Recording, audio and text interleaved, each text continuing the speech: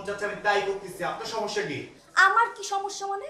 আপনি আমার বিল্ডিং এর টপ ভাঙছেন, আমার বিল্ডিং এর সৌন্দর্য নষ্ট করতেছেন, আর এটা যদি কারো পায়ে লাগে তাহলে যে কেউ পড়ে যেতে পারে। বাচ্চা কাচ্চারা এখানে দৌড়াদৌড়ি করে, ওদের যদি কোনো ক্ষতি হয়? ক্ষতি হলে হোক, এত চিন্তা ভাবনা করার মন মানসিকতা এখন আমার নাই।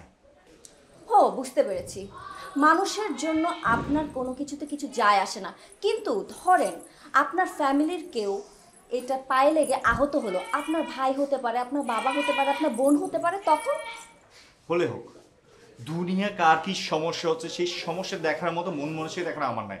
আমার ফ্যামিলি মেম্বারও যদি কেউ এসে মরেও যায়, মরে গেলে মরে যাক, আমার এই দুনিয়াতে কেউ নাই, আমি একা, একদম একা। ওকে? কি সমস্যা আপনার? আপনার কথাগুলো খুব এলোমেলো লাগছে।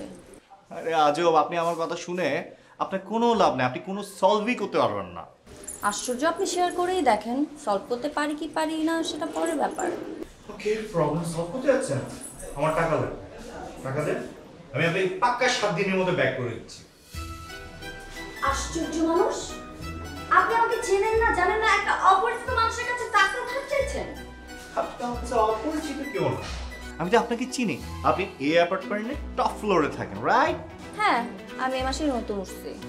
আমি আপনাকে দেখেছি গত সপ্তাহে শুক্রবার, আমি যখন ছাদে যাচ্ছিলাম তখন আপনি আপনার দরজাটা খুলে ঘরের ভিতরে যাচ্ছেন, তখন আমি গেস করছি আপনি এই অ্যাপার্টমেন্টে নতুন আসছেন। তো আপনি কে? আপনি কি এই অ্যাপার্টমেন্টেই থাকেন? জি, আমি অ্যাপার্টমেন্টে 4B-তে থাকি। এখন আপনি আমাকে 2000 টাকা দেন। আশ্চর্য, আপনি আবার আমার কাছে টাকা চাইছেন? আপনি আমাকে চেনেন না, জানেন না, আপনি বারবার আমার কাছে কেন টাকা চাচ্ছেন? ধ্যাৎ তেরি, আপনি যদি টাকা দিতে পারবেন না তো এত জ্ঞান দিতে আসছেন কেন? সরেন, যাইতে দেন আমার এখান থেকে। আচ্ছা, এসব বাদ দেন। আপনি এই ফ্লোর নোংরা করছেন, আপনি এখন এই নোংরা পরিষ্কার করবেন। আপনার যদি এতই সমস্যা থাকে তাহলে আপনি পরিষ্কার করেন, আপনি ক্লিন করেন, আমার কোনো আপত্তি নাই। শুনেন, আমাকে এখানে আজেরা জ্ঞান দিতে আসেন না, হ্যাঁ? আপনি জ্ঞানগুলো দয়া করে আপনার পাশে যদি জামাই থাকে সেই জামাইকে গিয়ে দিয়ে আসেন।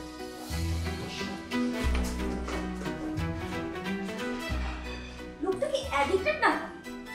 বিহেভিয়ার এরকম কেন? আরে এই যে শুনেন, গার্ডকে বলেন এগুলো ক্লিন করতে।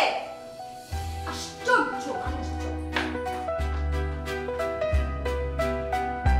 আব্বা, আমি তোমার সাথে একটা খুব ইম্পর্টেন্ট কথা বলতে আসছি। বল। কথা তো হইতেছে, আমি খুব ভালো একটা ব্যবসার অফার পাইছি।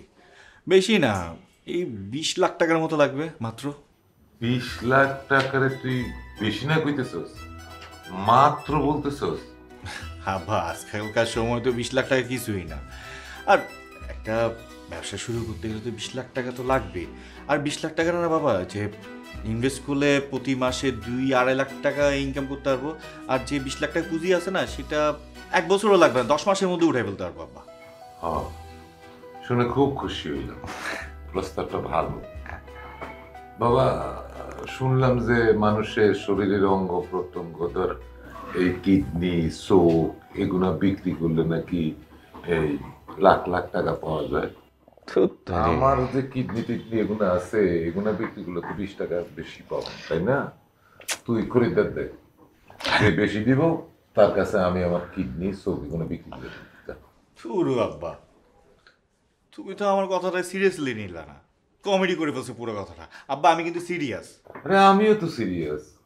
আমার বড় সন্তান ব্যবসা করার লাগে পুঁজি চাইছে, এখন ওরে পুঁজি জোগাড় করে দেওয়া তো আমার দায়িত্ব, কিন্তু পুঁজি জোগাড় করার তো আর কোনো পথ নাই এটা বিক্রি করা ছাড়া। আব্বা, কে কইছে কোনো রাস্তা নাই? রাস্তা অবশ্যই আছে। আমাদের যে ভিটা বাড়িটা আছে না, সেই ভিটা বাড়িটা যদি বিক্রি করা যায় মিনিমাম 25 লাখ টাকা তো পাওয়া যাবে। মানে 20 লাখ টাকা তো কমে কেউ দিবে না, ঠিক না আব্বা? হ্যাঁ, 25 লাখই দিবি তুই যা কইছিস, হয়তো তার চেয়ে তো বেশিও দিবে। সন্তান জন্ম দিয়ে পাপ করছি না, এখন বাপ দাদার ভিটা বেচা সে পাপের প্রায়শ্চিত্ত